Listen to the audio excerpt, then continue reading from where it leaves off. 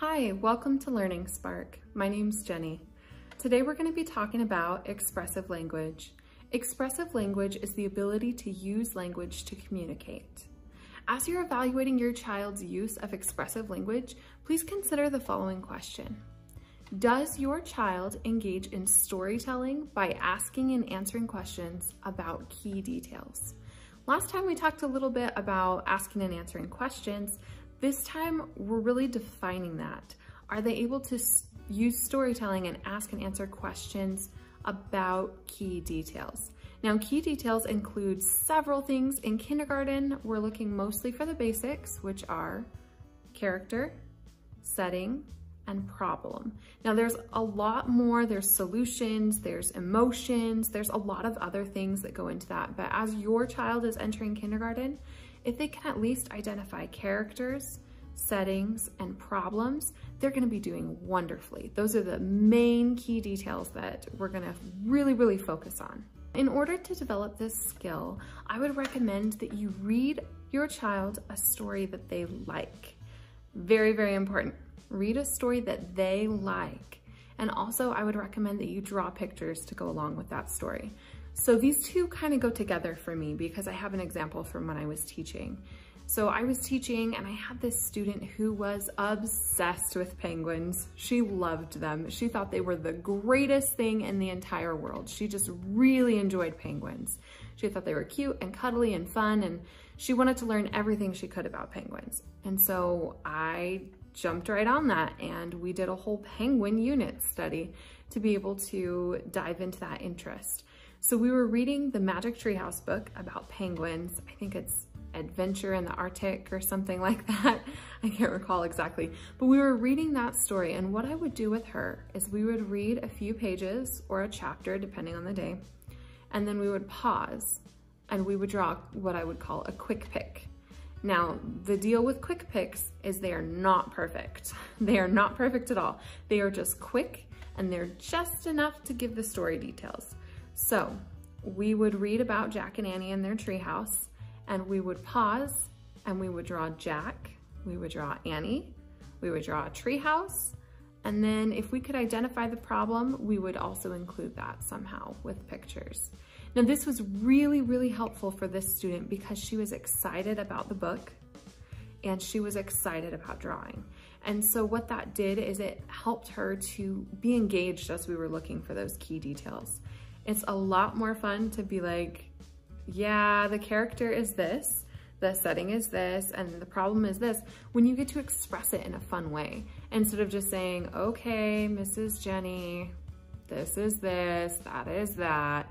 It's not very fun to just sit there and say, this is the character, this is the setting, this is the problem. It's not fun. I'm not enjoying it right now. It's not fun.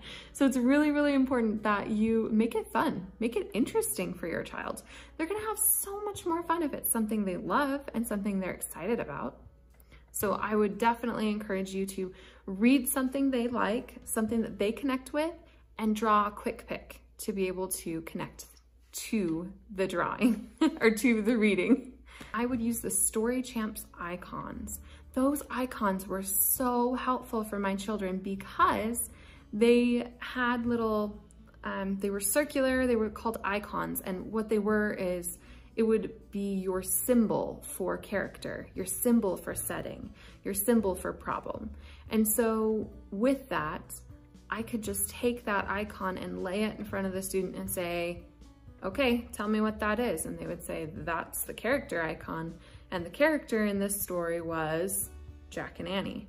And so it's a really great way to kind of play a game almost, because they kind of look like cards. And so it's fun. You can play different Story Champs games.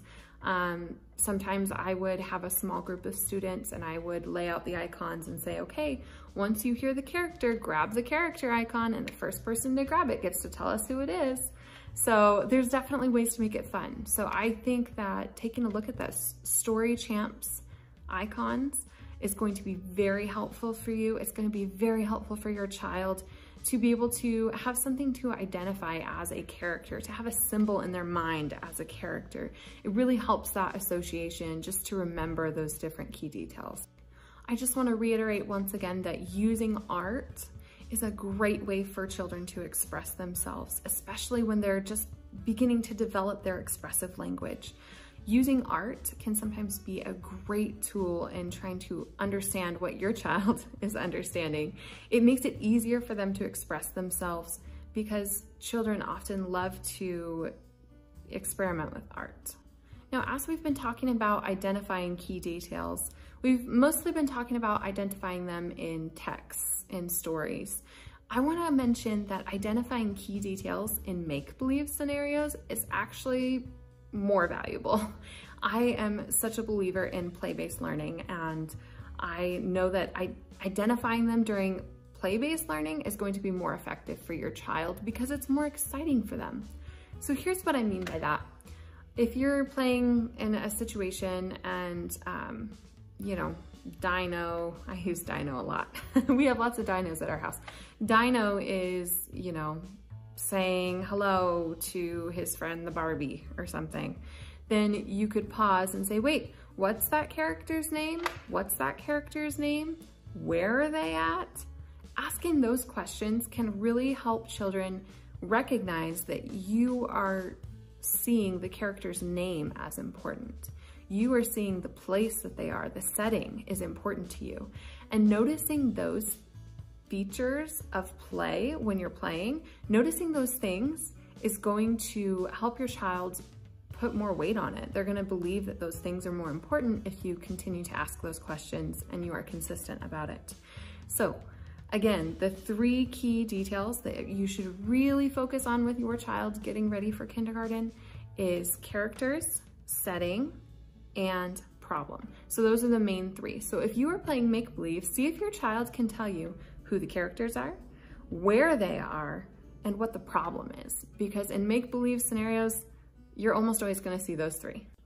By identifying key details in make-believe settings, we're encouraging our children to construct things with those modifiers, with those 3 key details, character, setting, problem. We're encouraging them to notice those things. And as we're doing that, they're going to be more likely to construct make-believe scenarios that include those 3 things. And as they become better at that, they're going to become better writers. As they become better writers, they're going to become better readers. As they're better readers, they're going to be better mathematicians.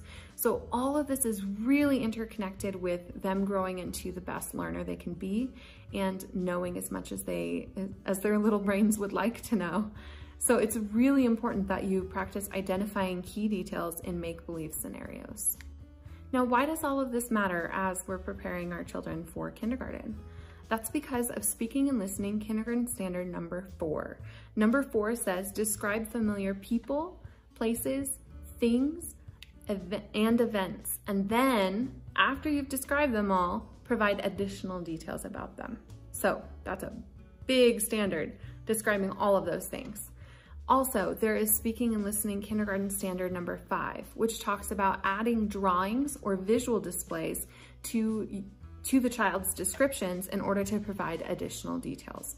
So by doing our read and draw, our quick pick, our story champs, and doing identifying key details during make-believe, we're gonna definitely be able to satisfy those standards, and our children are gonna be so well prepared for kindergarten. Thanks so much for watching my episode today. I hope it was helpful and sparked your learning. Please like this video and subscribe to my channel, Learning Spark. Don't forget to turn on the notifications so that you get updates on the latest videos. Thank you again for watching today, and we'll see you soon.